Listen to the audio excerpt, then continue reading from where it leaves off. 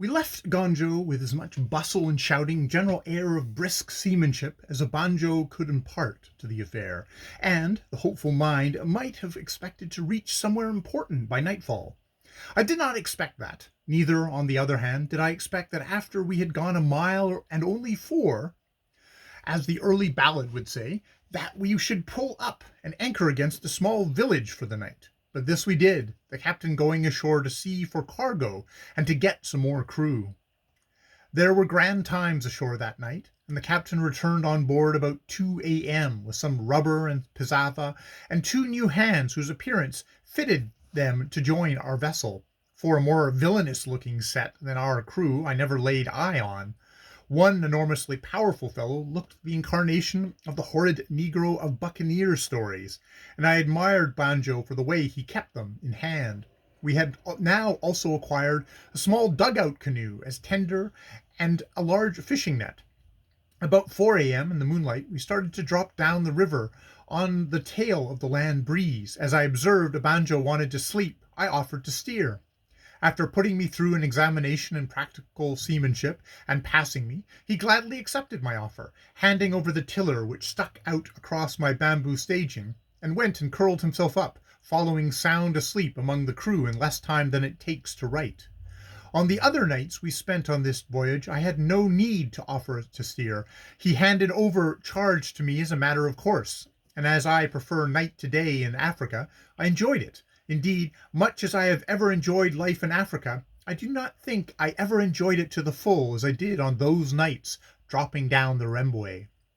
The great black winding river with a pathway in its midst of frosted silver where the moonlight struck it. On each side the ink-black mangrove walls, and above them the band of star and moonlit heavens that walls of mangroves allowed no one to see. Forward rose the form of our sail, idealized from bedsheetdom to glory, and the little red glow of our cooking fire gave a single note of warm color to the cold light of the moon.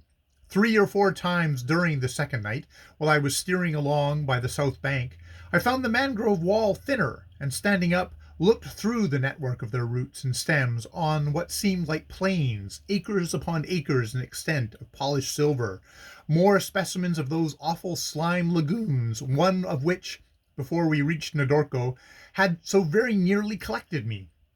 I watched them as we leisurely stole past, with a sort of fascination.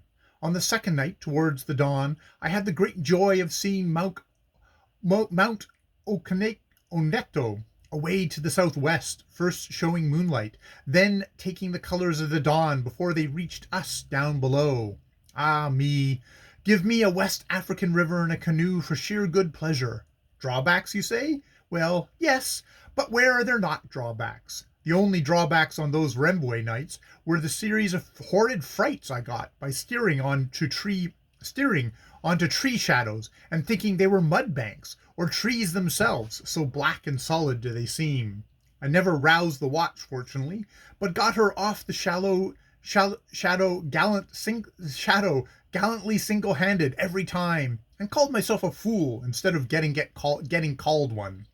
My nautical friends carp at me for getting on shadows, but I beg them to consider before they judge me whether they have ever steered at night down a river quite unknown to them, an unhandy canoe with a bedsheet sail by the light of the moon. And what with my having a theory of my own regarding the proper way to take a vessel round a corner, and what with having to keep the wind in the bedsheet where the bedsheet would hold it, it is a wonder to me I did not cast that vessel away or go and damage Africa.